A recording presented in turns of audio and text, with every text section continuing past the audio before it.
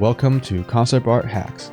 Whether you're a beginner artist or a seasoned professional, the techniques covered in this course will help you craft beautiful concept art, all while speeding up your process. I'm your instructor, Steve Wang, and I've worked on projects with Oat Studios, Microsoft, Ubisoft, Blur, and many more.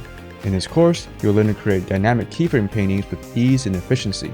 We'll cover how to find great references and the method behind my unique sketching workflow.